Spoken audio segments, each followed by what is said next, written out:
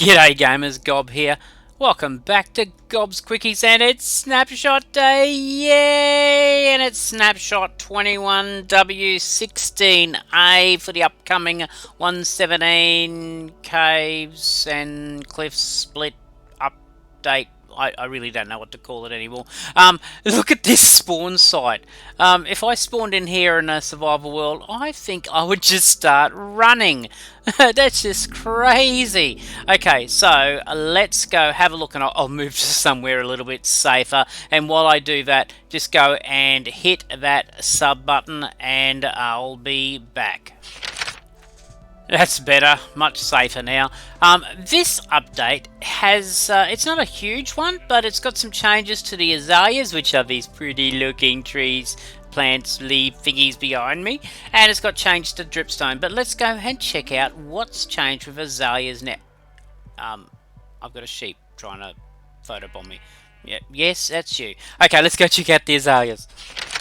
And what they've updated in this snapshot is you can bone meal azaleas to get an azalea tree. Whether it's a flowering azalea or whether it's just a little azalea, they can still be bone mealed and they turn into an azalea tree. And they've got that beautiful foliage and the flowering blocks, which I'm assuming you'll be able to silk touch or use shears to get. Let's actually try that out. Instead of just talking about it and saying I assume, let's just do it. There you go, I'm in survival mode. And there we go, we've got the flowering azalea leaves, so that's how we're going to be able to get our azalea leaves for our builds for some decoration. Now, what is this going to be? I'm going to punch a tree. I'm going to punch a tree. Is this azalea wood? It's an oak log. Okay, that's not as exciting. But anyway, maybe they'll update that down the track. But there you go. That's azaleas and what they've introduced in this one. So we can actually now see azaleas in the game. I'm not too sure if they're in the wild yet or whether or not you have to actually place one of the azalea bushes down and bone meal it.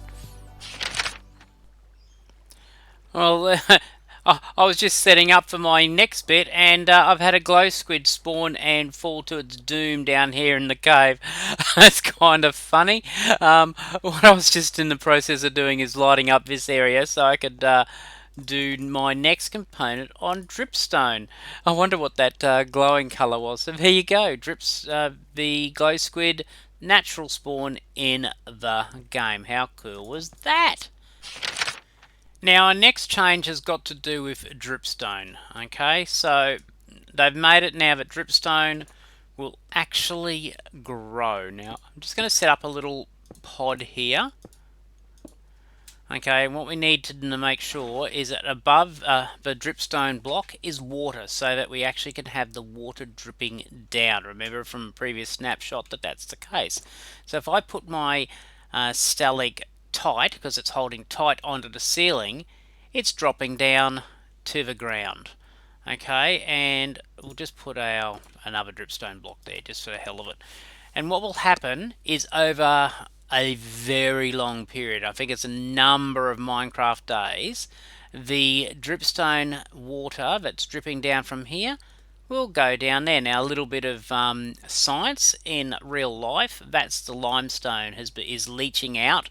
It's forming the crystals, and they drop down. And when they hit the ground, they'll solidify, and that's what gets the stalagmite growing up to the ceiling. And they've replicated this in the game.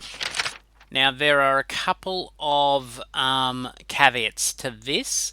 The speed is very slow. Okay, it can take a long time just for one growth cycle. Okay, these stalactites will only grow up to 7 blocks high. That's it, maximum height. The stalactite will only grow if there's a stalagmite within 10 blocks of it. Okay, so that needs to be within 10 blocks. This is far enough, that should be able to grow. The stalactite will only grow if there's water above it, and if there's anything in between, obviously you're not going to get growth.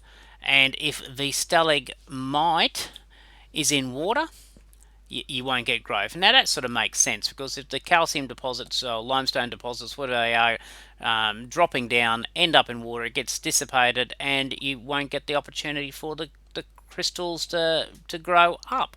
That makes a great deal of sense. So if we had a water source there, it just ain't gonna work.